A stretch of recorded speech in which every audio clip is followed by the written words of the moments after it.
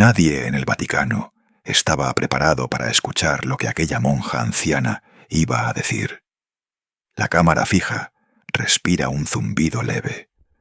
Una lámpara amarillenta cae sobre una mesa de madera, gastada por manos que ya no existen. Al fondo, el crucifijo proyecta una sombra alargada contra la pared. En el centro de ese pequeño cuarto, casi escondida dentro de su propio hábito, está ella, la hermana María. La piel morena surcada de arrugas profundas. Las manos temblando, no solo por la edad, sino por algo que lleva décadas cargando en silencio. Frente a ella, un sacerdote joven sostiene una carpeta beige. Lleva el sello del Archivo Apostólico Vaticano. Sus dedos juegan con un rosario, intentando aparentar calma, mas sus ojos la delatan. Él sabe que esa sesión será grabada. Sabe que el documento llevará la firma de altas autoridades. Lo que no sabe todavía es que las palabras de esa mujer pondrán en duda decisiones que la Iglesia tomó mientras el mundo ardía. El técnico detrás de la cámara levanta la mano y hace una señal silenciosa. La cinta comienza a girar. Un leve chasquido metálico llena el aire. El sacerdote inclina la cabeza, introduce la formalidad en un italiano medido. Explica la fecha, explica el propósito. Una confesión final solicitada por la propia hermana María para quedar registrada en la historia oficial de la Iglesia. Ella respira hondo. Se escucha el esfuerzo en sus pulmones gastados. Cierra los ojos y los abre de nuevo, como si atravesara un umbral invisible. Cuando habla, su voz arrastra un acento cálido, inconfundiblemente latino, que el tiempo no consiguió borrar. Habla en un castellano pausado, que el sacerdote entiende solo a medias, pero que será traducido palabra por palabra. Quiero que conste, dice, con un hilo de voz que aún así parece llenar el cuarto, que nada de lo que hice fue heroico. Fue miedo y fue amor, todo al mismo tiempo. El sacerdote baja la mirada. No se atreve a interrumpir. Deja que ella marque el ritmo. María aprieta el rosario entre los dedos. Las cuentas se clavan en la piel como pequeñas espinas. Continúa, ahora con un leve temblor que no viene de la enfermedad, sino del recuerdo. Durante muchos años, murmura, se habló de conventos que escondieron perseguidos. Se habló en susurros. Se habló en confesiones que nunca salieron del confesionario. Algunos fueron recompensados, otros fueron olvidados, y otros fuimos, protegidos por un silencio que ya no quiero. Uno de los supervisores, sentado en el rincón, cruza las piernas con nerviosismo. Él es el enlace con la congregación de la hermana María. Está allí para asegurarse de que todo permanezca dentro de ciertos límites. No intervendrá, a menos que la confesión toque fibras demasiado sensibles. Pero sabe que esa posibilidad es real, muy real. En Francia, continúa ella, pronunciando la palabra con cuidado, yo era extranjera. Una monja joven, con un apellido que sonaba extraño entre los apellidos franceses. Llegué a un convento que casi nadie conocía, un internado de niñas, un lugar que, en teoría, estaba lejos del centro de la guerra. Pero la guerra no respeta paredes, ni hábitos, ni votos de clausura. Las manos del sacerdote sudan. El cuarto, de repente, parece más pequeño, como si las paredes se acercaran despacio.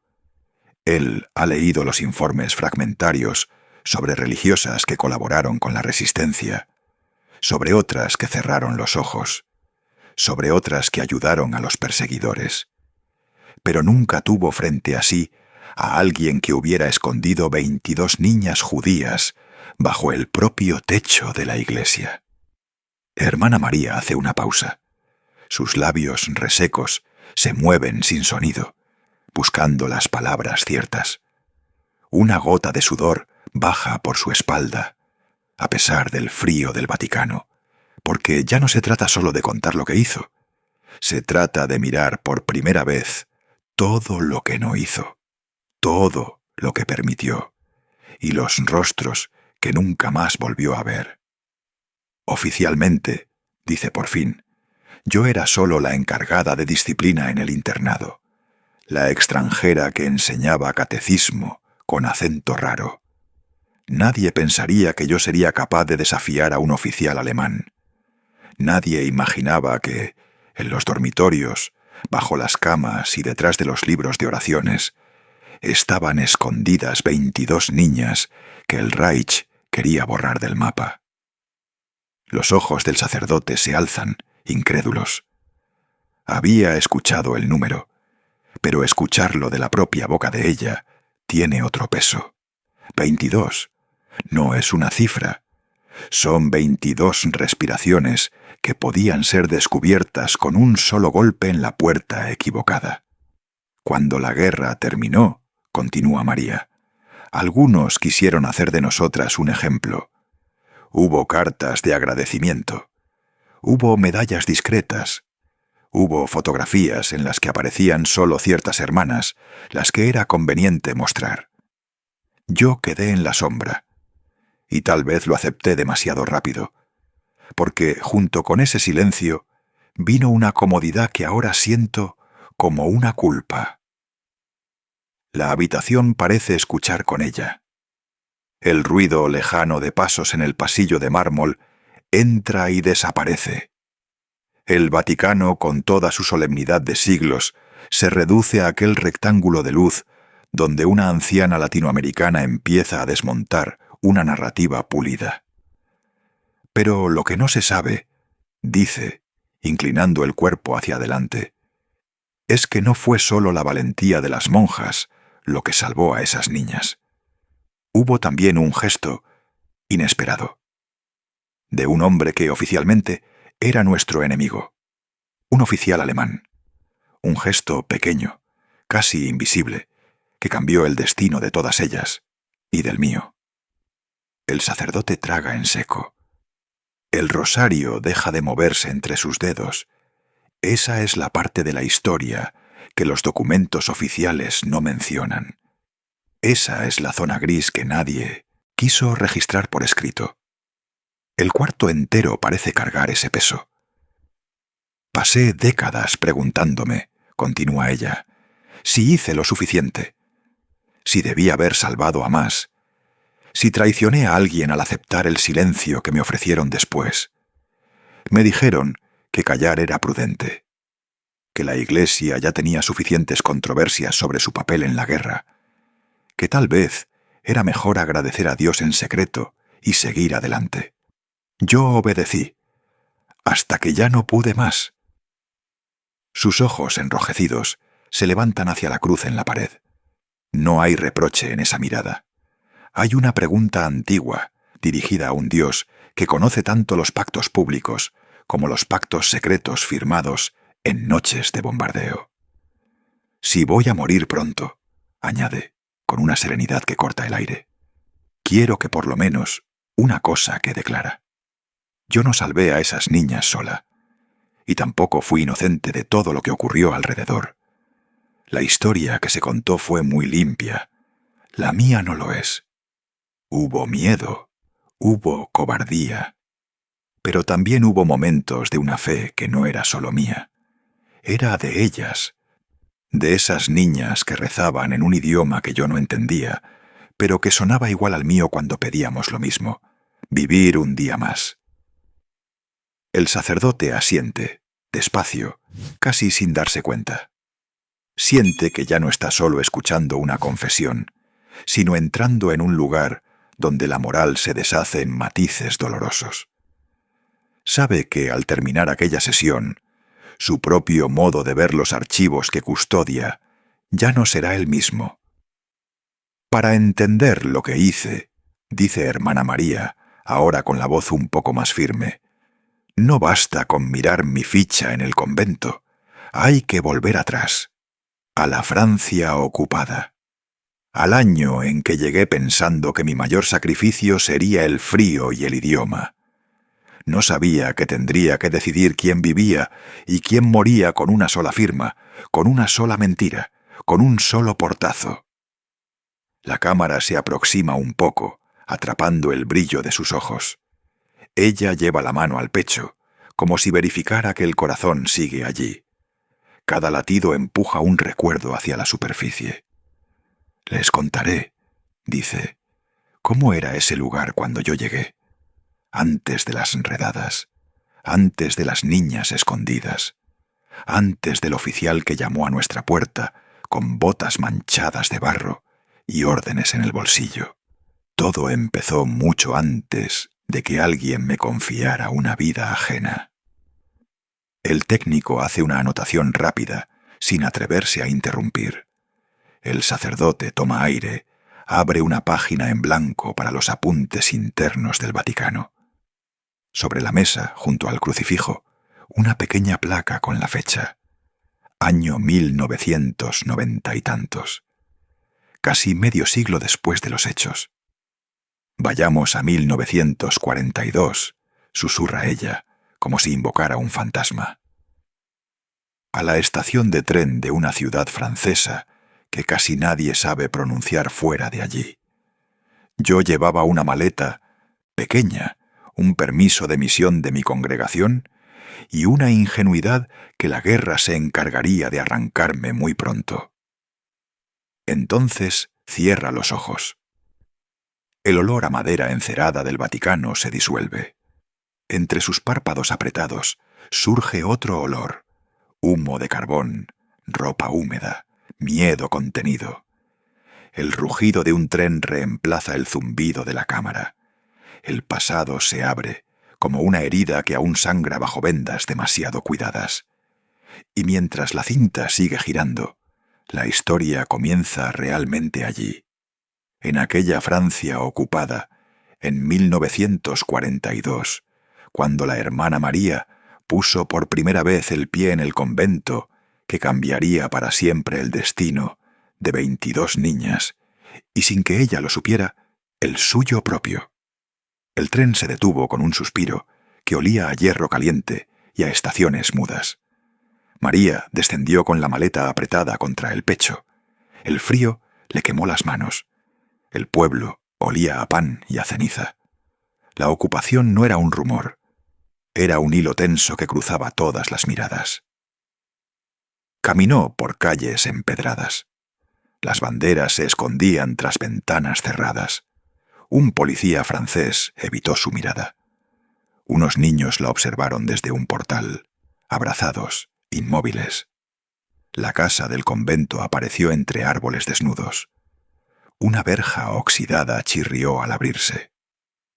El portón dejaba escapar un silencio más pesado que las campanas. María trepó los peldaños con el ritmo de alguien que aprende a contener la respiración. Una hermana abrió la puerta. Su rostro fue primero gesto y después una evaluación. La superiora se llamaba hermana Geneviève. Tenía la voz de una campana apagada. Miró a María con curiosidad templada en desconfianza. Le preguntó de dónde venía.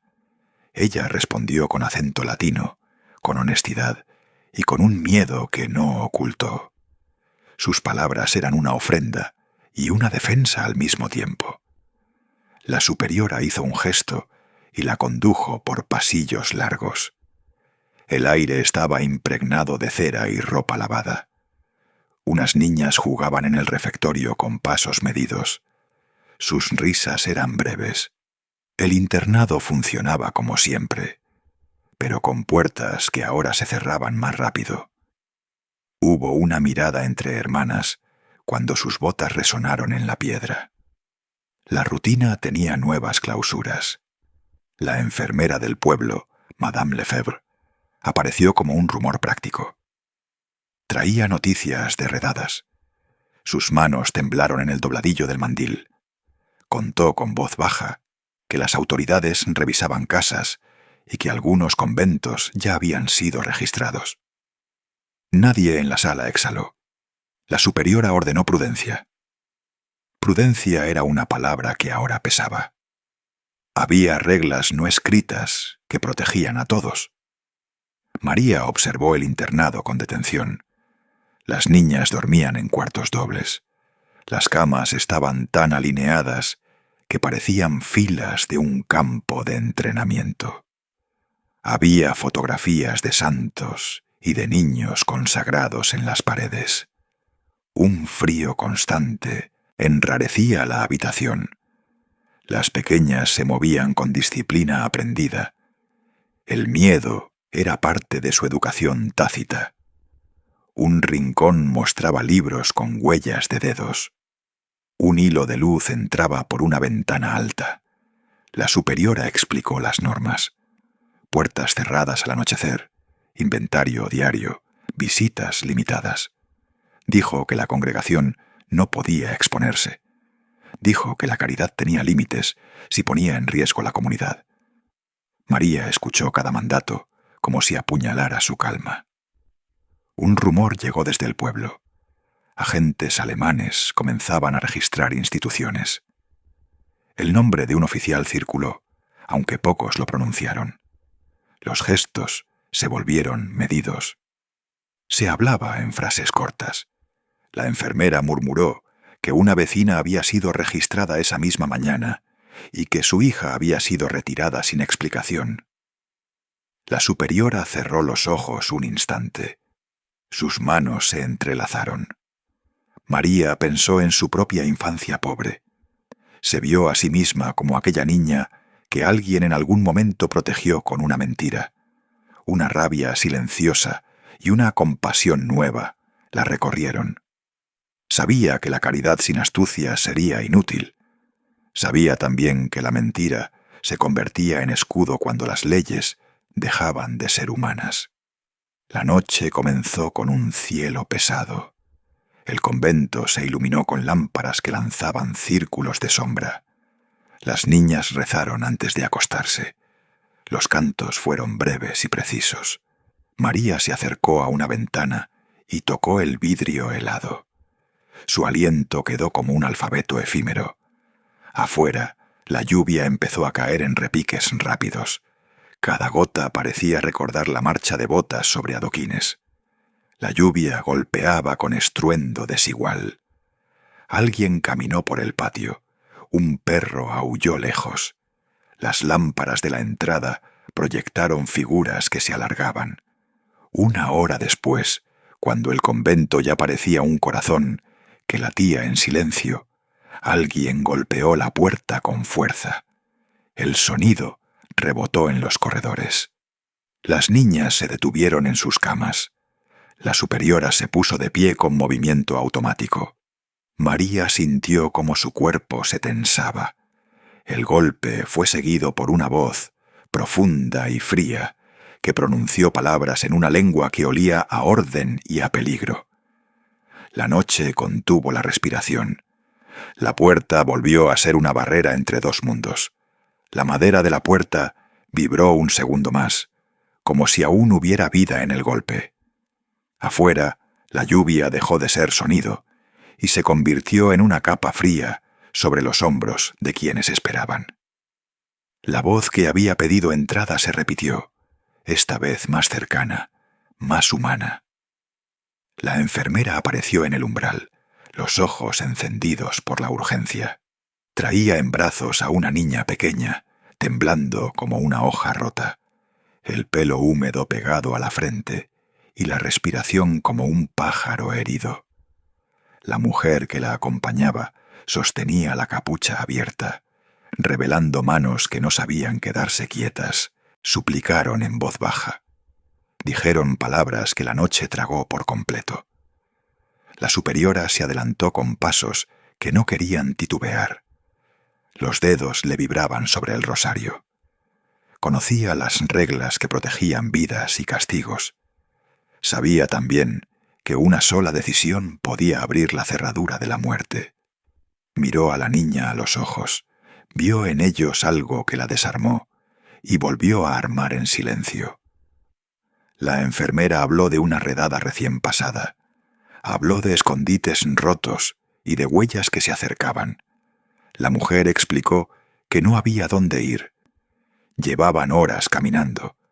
El convento era la última esperanza. La superiora cerró los ojos un segundo largo.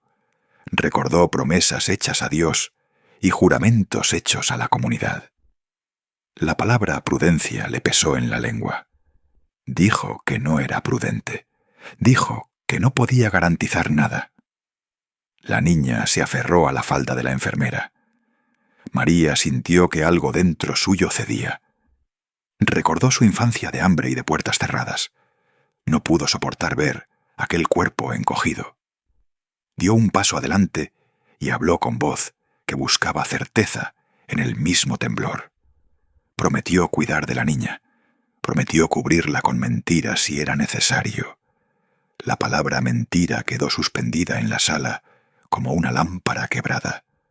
La superiora la miró como quien contempla una grieta en la piedra. Pensó en todas las manos que dependían de su decisión. Las monjas jóvenes contuvieron el aliento, como si una brisa pudiera romper sus pechos. A regañadientes y con condiciones afiladas, aceptó.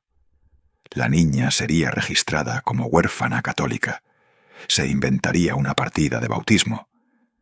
La enfermera asintió con lágrimas mudas. María tomó a la niña entre sus brazos. Sintió el peso ligero de la vida puesta en sus manos. El convento volvió a ser una muralla, aunque más frágil. Nadie habló de futuro. Nadie prometió seguridad.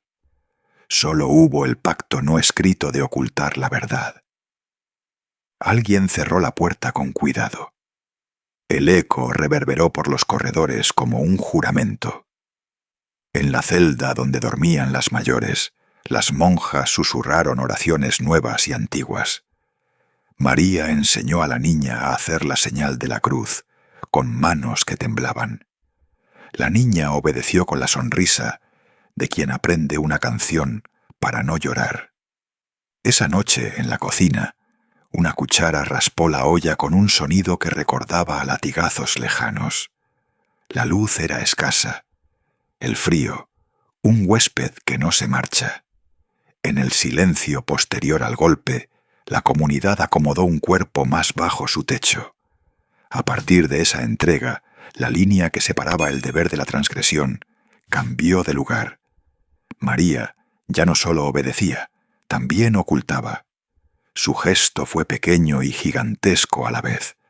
Lo que empezó con una niña, nació con la fuerza de quien sabe que la mentira puede salvar almas. Afuera, la lluvia siguió cayendo. Dentro se tejieron nombres nuevos.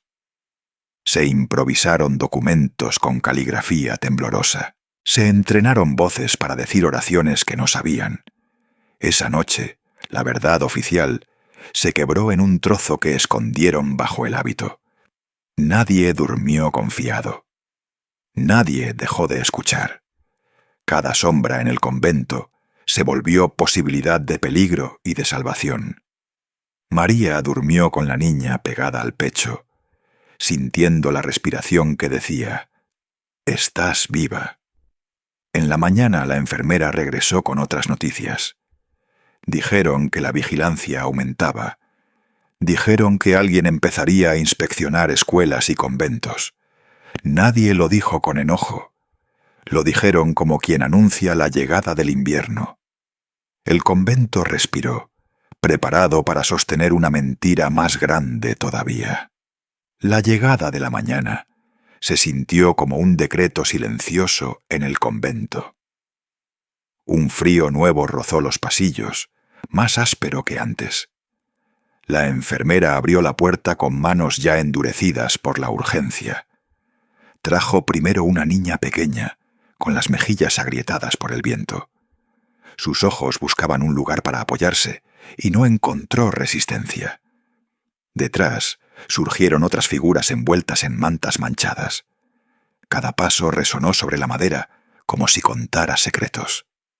María las recibió con la calma, de quien ha aprendido a fingir despreocupación.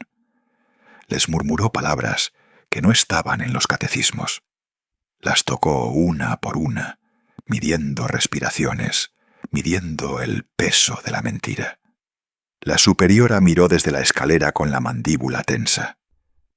Sus manos temblaban en la baranda, como si temiera que el latido de su cuerpo fuera delatador. Las nuevas niñas aprendieron a parpadear al ritmo de las velas. Les enseñaron a responder con nombres cristianos que sonaban vacíos. María improvisó historias de bautismo en pueblos vecinos.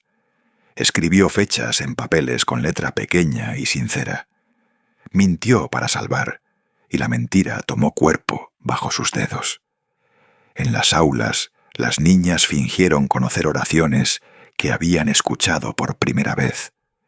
Repetían frases en latín sueltas, como si fueran cánticos dados por el frío. Se les mostró la señal de la cruz hasta que los dedos dolieran. Aprendieron a ocultar nombres, a reducir su historia a una sola línea. La comunidad dividió los espacios con silencios planificados. Un sótano se convirtió en cuarto de costura y de secretos.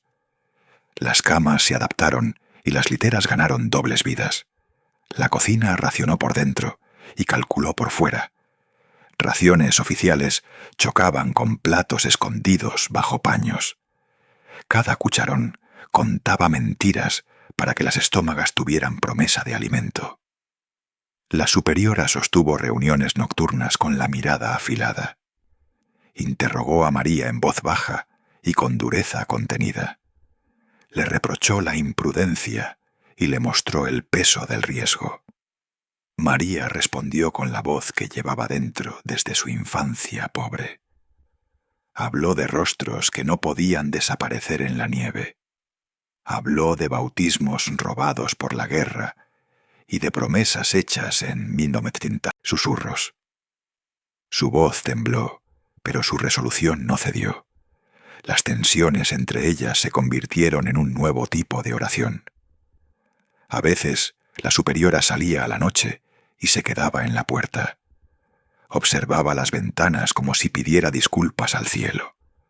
Afuera, la vigilancia crecía como una sombra que se extendía cada día. La enfermera trajo noticias en papeles y miradas.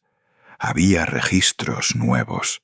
Había anuncios de inspecciones por parte de autoridades militares.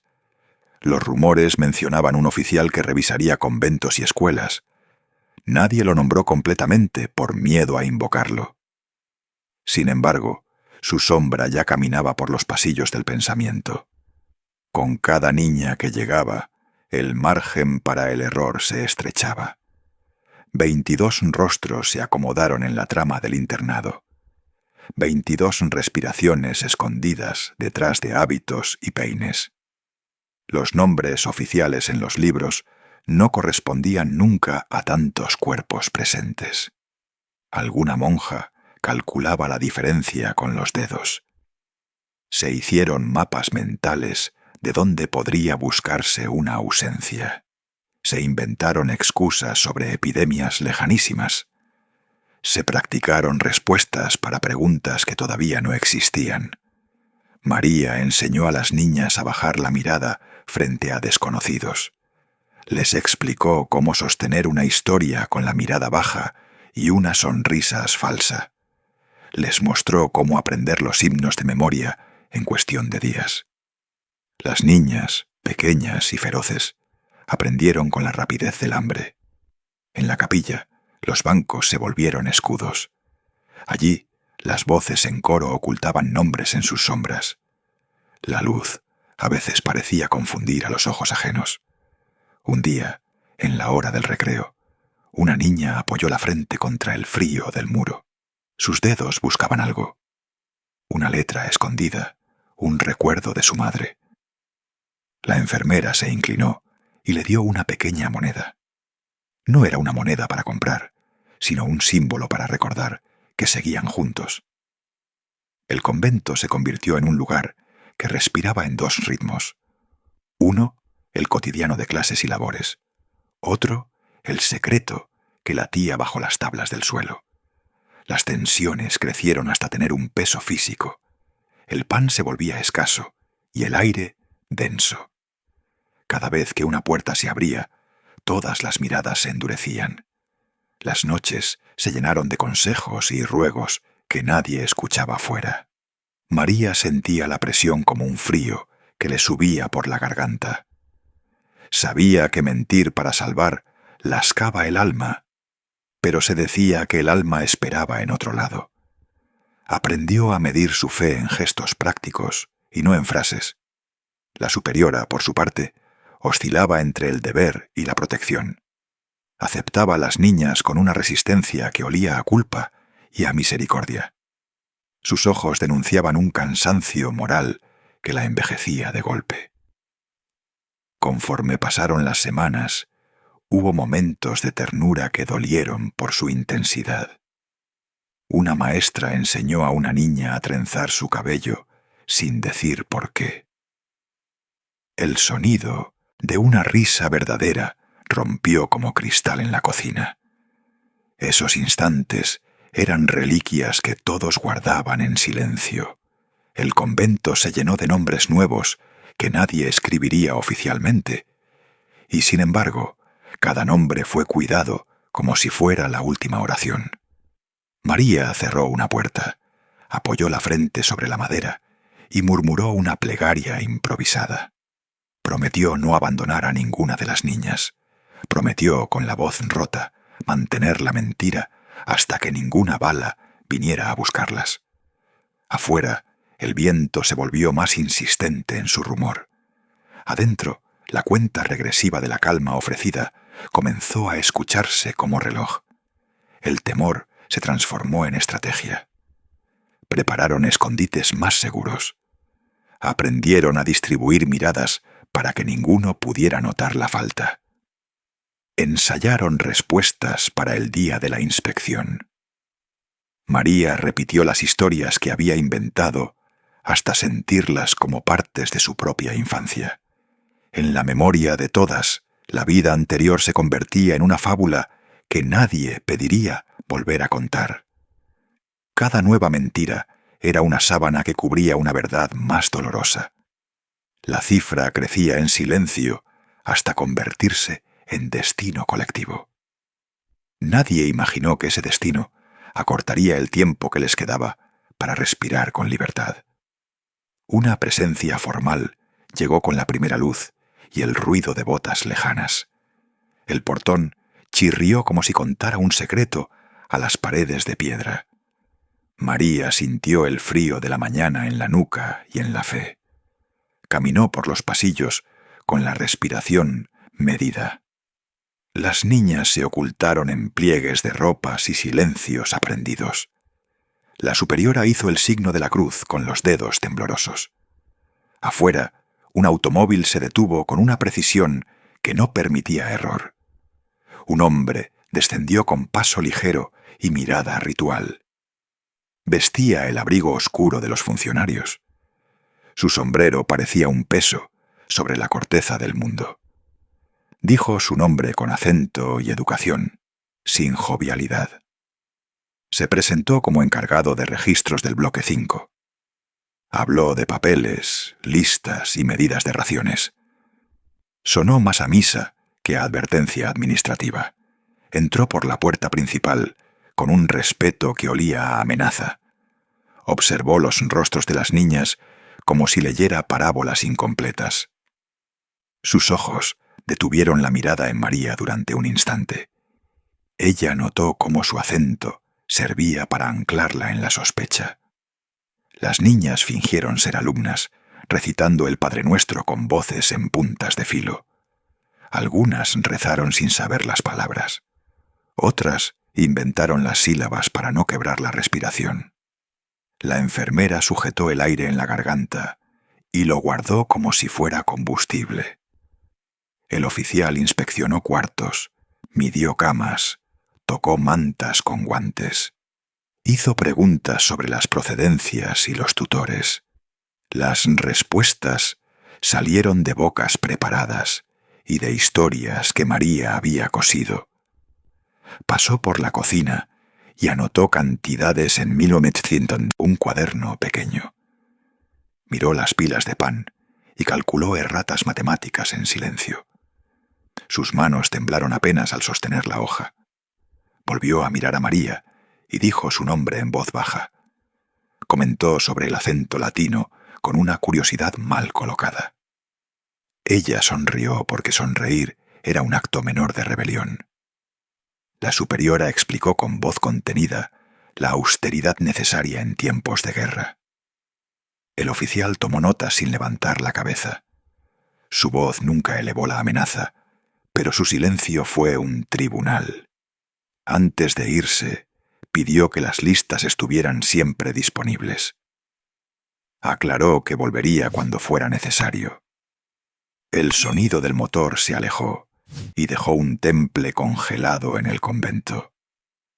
Nadie exhaló hasta que la última rueda desapareció en la distancia. María se permitió un temblor pequeño en los dedos. Tocó la frente de una niña dormida con la punta de la mano. Sintió en su cuerpo la certeza de un riesgo que crecía como un tumor. Comprendió que la red que había tejido corría peligro inminente de deshacerse. La casa entera parecía contener el aliento. Cada puerta cerrada conservaba una historia que podía ser arrancada. Ella miró a las ventanas como si buscaran ojos del otro lado. Todo indicaba que la operación pendía de un hilo que alguien podía cortar en cualquier momento. Quizá la compasión había trazado la línea donde ahora cabía el colapso. La casa contuvo el aliento, y la mañana llegó con un frío que mordía la piel. Las campanas sonaron débiles, y la luz entró como un cuchillo a través de vitrales opacos. Nadie habló en voz alta. Aún así, un rumor de botas rompió la calma, como una grieta en el hielo. María se apoyó en la madera de una mesa para sentir el pulso de su propio cuerpo. Cada latido marcaba la distancia entre el engaño y la verdad. Los soldados vinieron con una indiferencia mecánica. No buscaron miradas, solo órdenes cumplidas y cuadernos donde tachar nombres. El oficial llegó detrás de ellos, más severo y más atento que antes. Sus pasos llenaron el corredor en un ritmo medido. El convento se volvió un animal enjaulado. Las niñas, escondidas entre las sábanas y los pañuelos, respiraron como si rezaran con la boca cerrada. Una de ellas, pequeña como una noche, comenzó a temblar con el terror.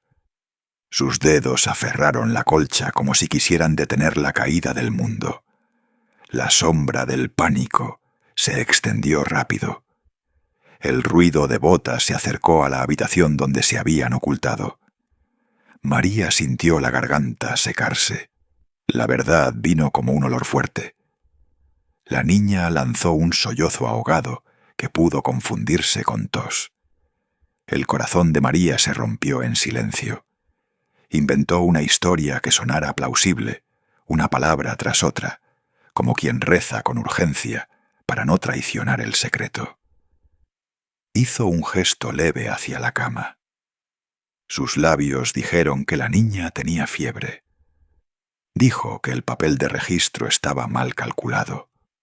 Sus manos temblaron, pero su voz se mantuvo firme. El oficial frunció el ceño. Examinó la lista con dedos blancos.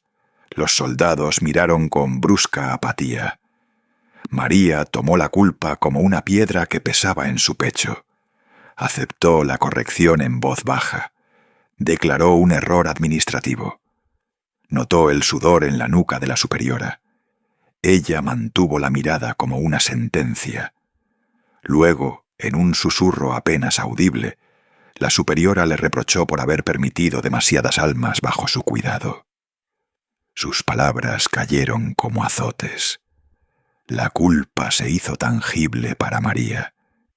Se sintió además traidora frente a Dios y frente a sus hermanas. Al abandonar la estancia, los soldados recorrieron las camas con manos que no sabían dudar. Tocaron mantas, levantaron colchones, inspeccionaron armarios con la crueldad de la rutina. El olor del jabón y del pan viejo se mezcló con el del miedo. Una niña mordió su propia lengua para no delatar su nombre. Otra sujetó un rosario con fuerza hasta que los dedos se le entumecieron. La escena tenía la precisión de una operación militar y la ternura rota de una casa que se niega a caer. En el refectorio, las raciones fueron contadas en voz alta. Los números no encajaban del todo. Uno de los soldados miró a María con ojos que buscaban cómplices. Ella sostuvo la mirada y sintió cómo su fe se volvía diálogo con el silencio. Cuando el oficial preguntó por el registro de alumnas, María respondió con calma calculada. Explicó que una confusión en las partidas había sumado cabezas de más. Ofreció una excusa que sabían, en lo profundo, que no bastaría. La superiora la reprendió otra vez, esta vez con ira contenida.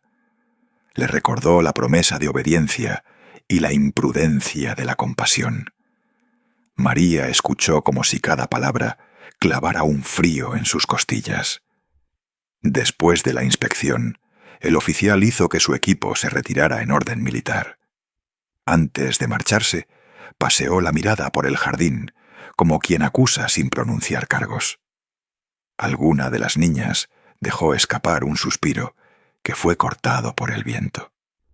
Cuando la puerta se cerró, la casa exhaló durante varios minutos. Las voces volvieron a ser susurros. La superiora pidió a María que se quedara en el despacho.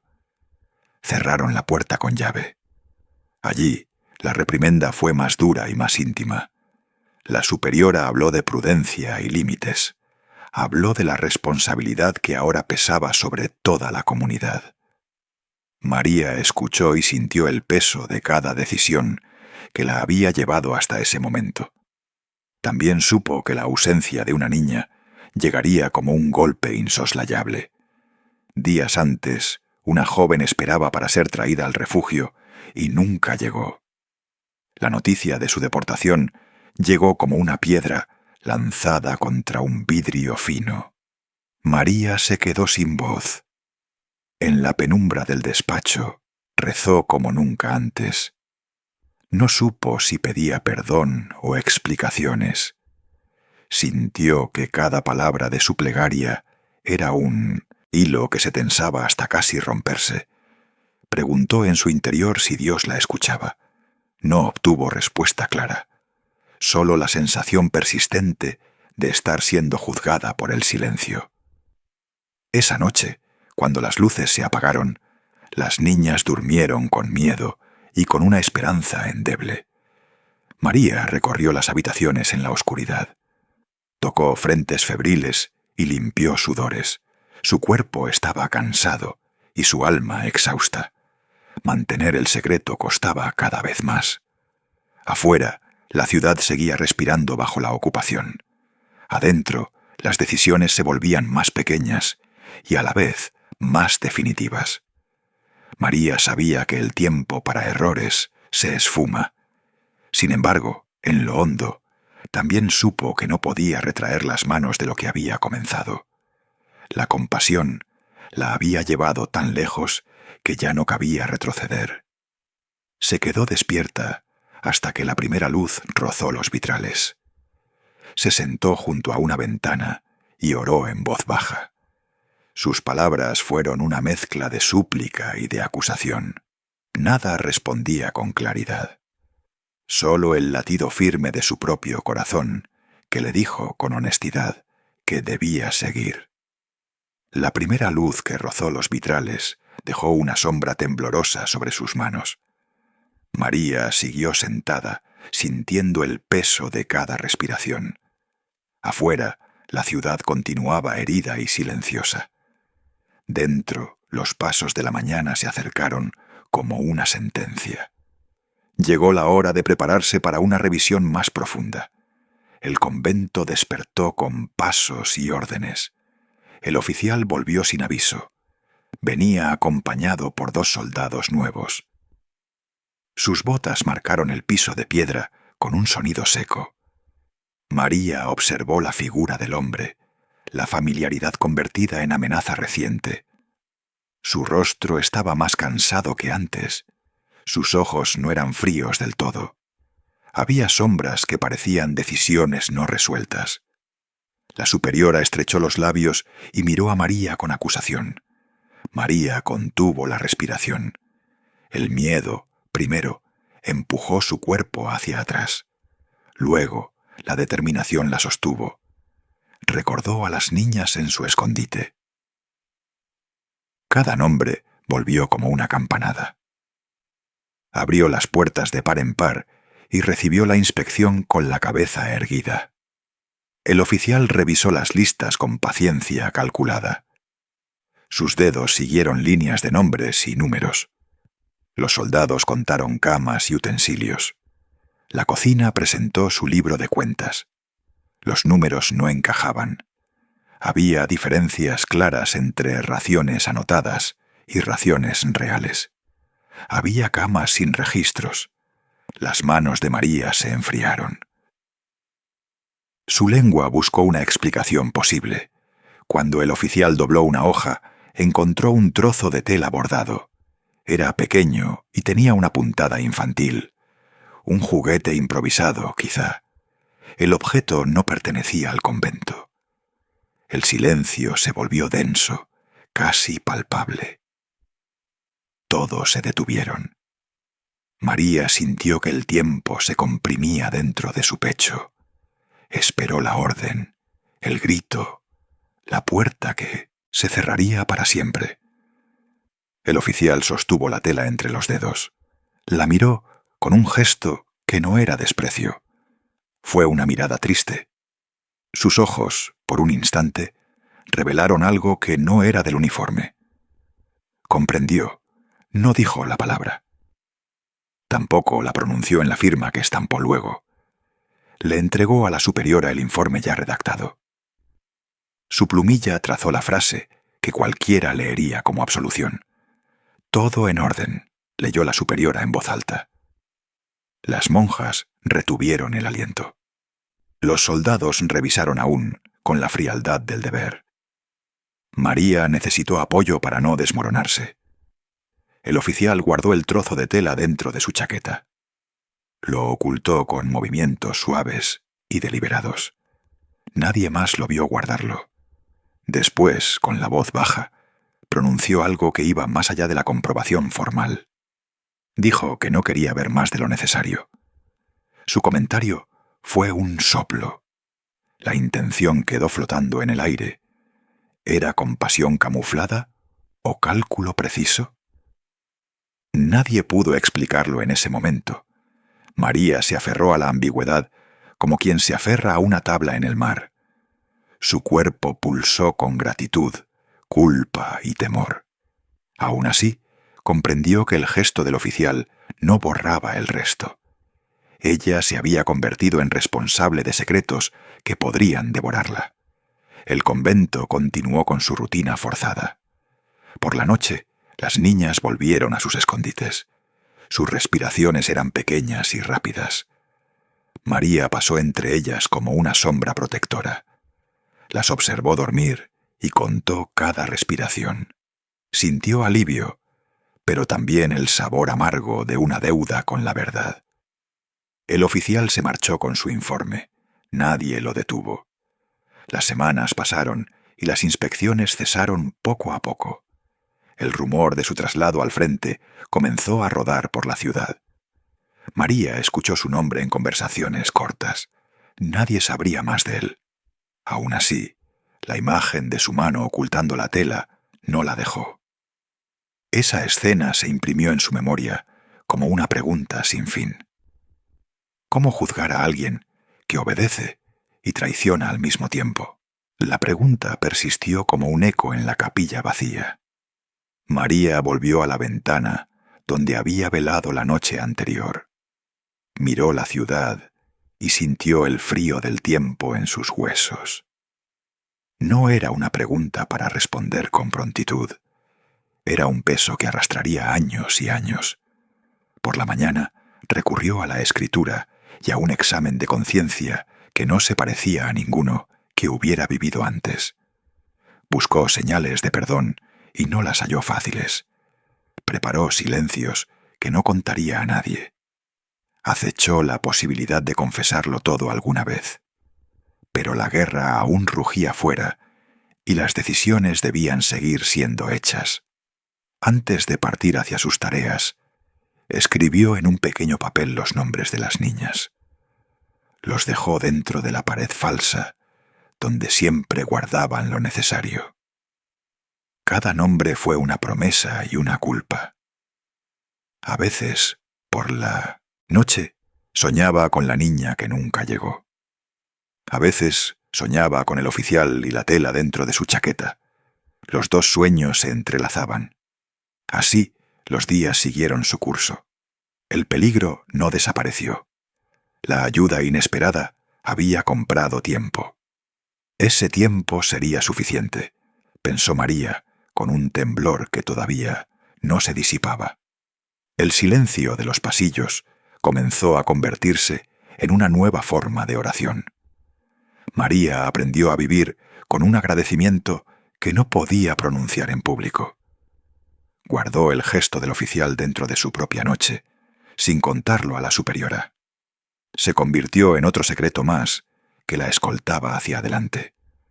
La ciudad habló finalmente del retroceso del enemigo.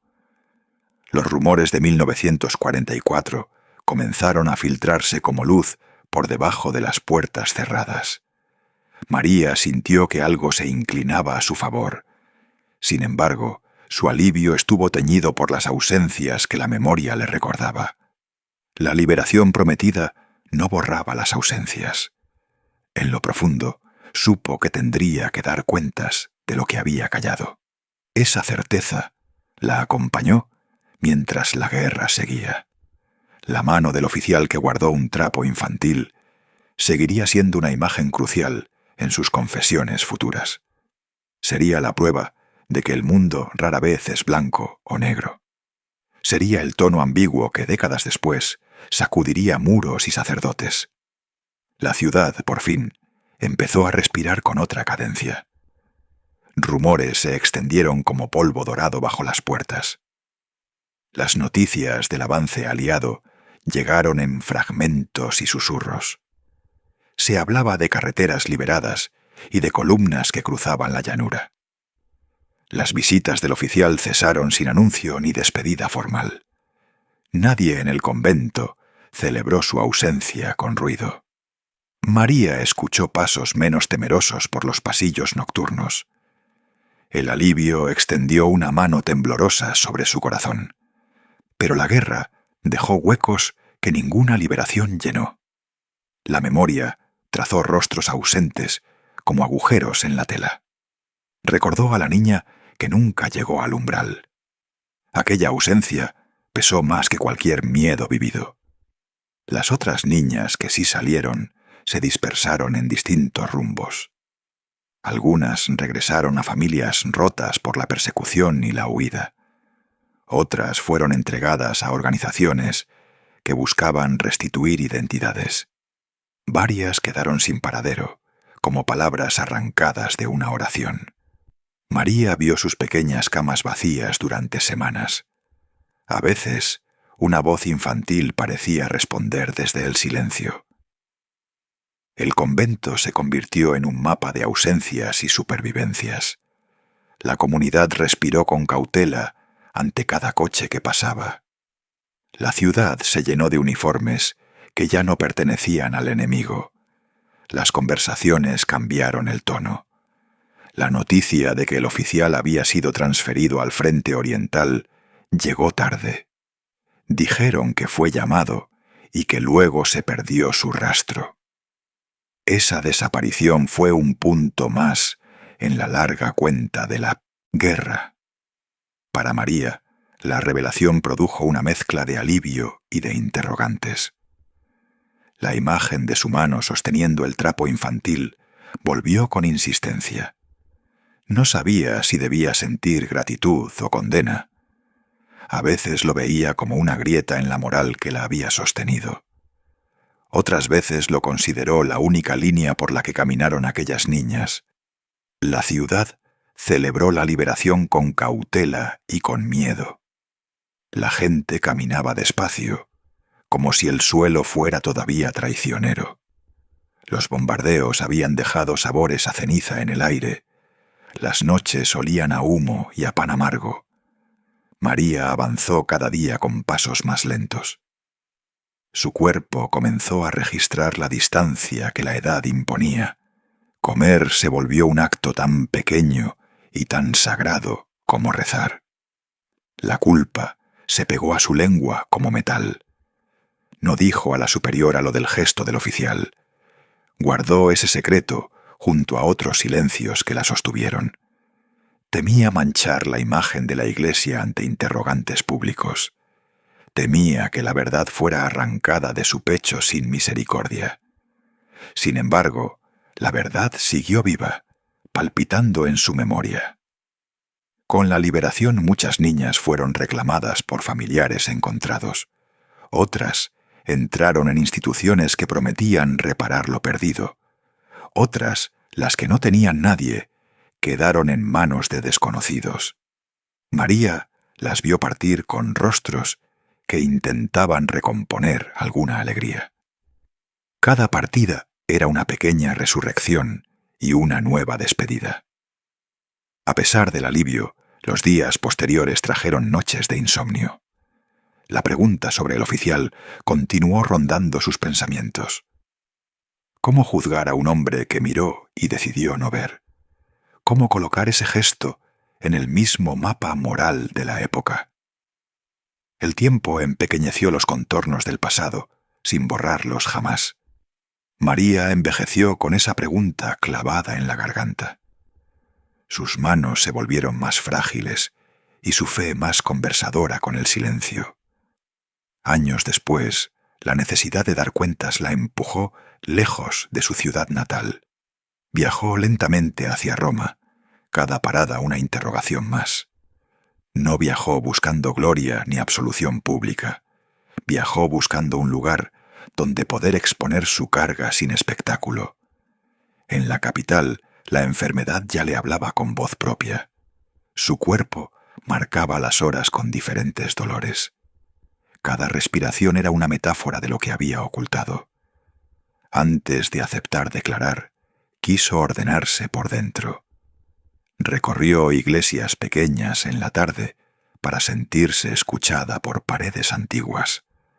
Repetía nombres para comprobar que la memoria no la traicionaba. Llevó consigo objetos simples que atestiguaban vidas salvadas. Llegó al Vaticano con pasos medidos y una mochila de silencios. Sabía que su confesión provocaría preguntas y remociones. También intuía que aquel gesto ambiguo del oficial sería el núcleo de su relato. Se permitió, por primera vez, imaginar la escena de su testimonio. En su imaginación, las voces se escuchaban con respeto y con sorpresa. Preparó la entrega de su verdad con la solemnidad de quien lleva un relicario.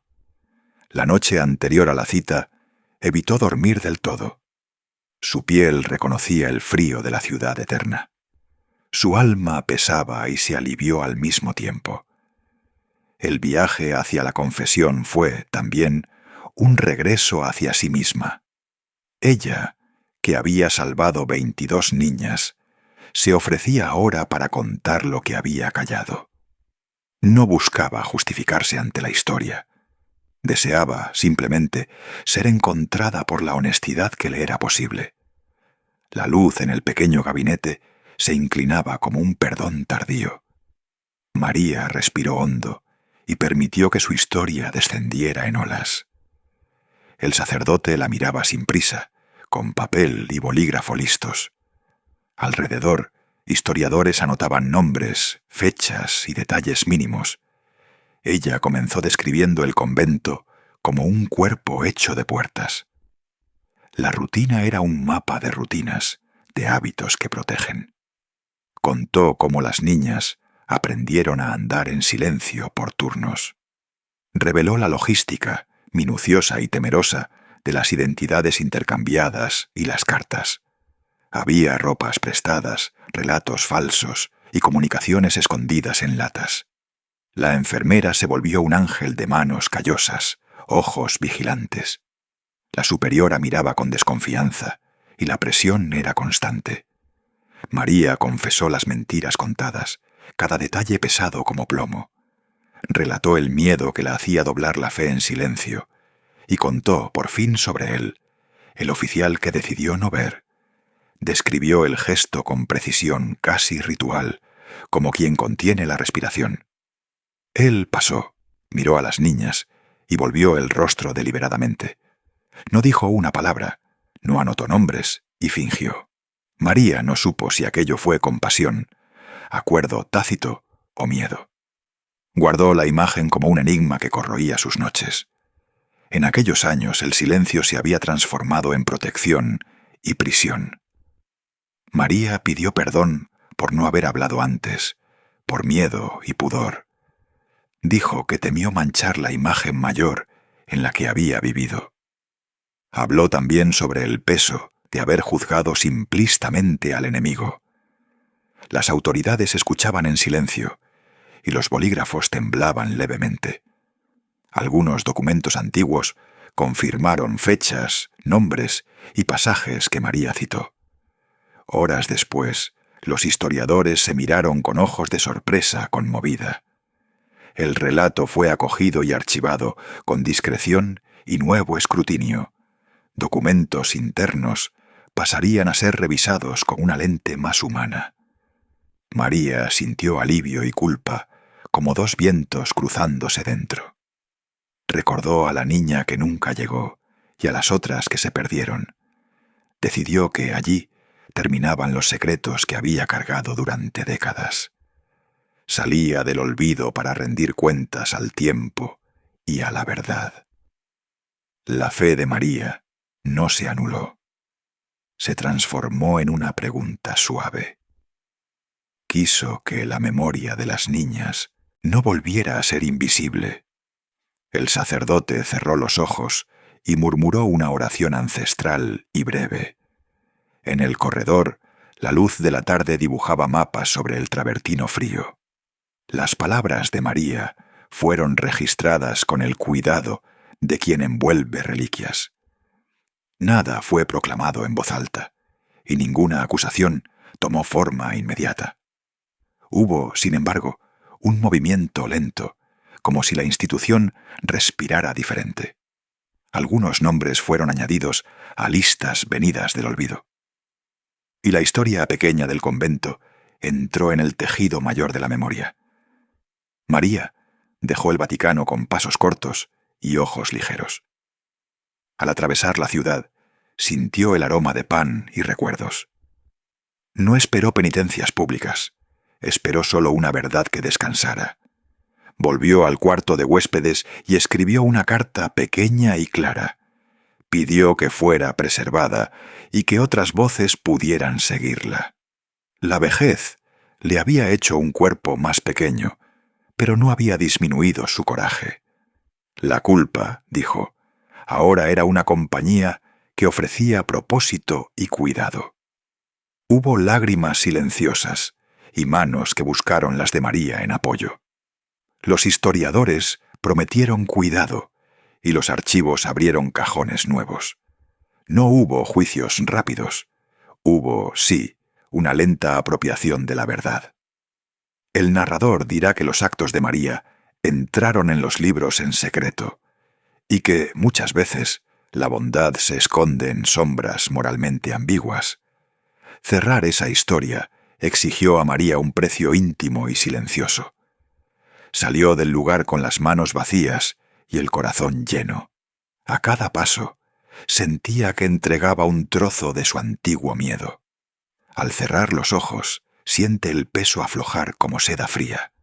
Hay un silencio que no exige justificaciones ni respuestas apresuradas. El perdón no limpia el pasado, solo lo ilumina. Si estas palabras tocan su corazón, camine con nosotros en las próximas historias. La verdad guardada encuentra, por fin, su lugar entre sombras y luz. Deja un suspiro que parece una oración breve.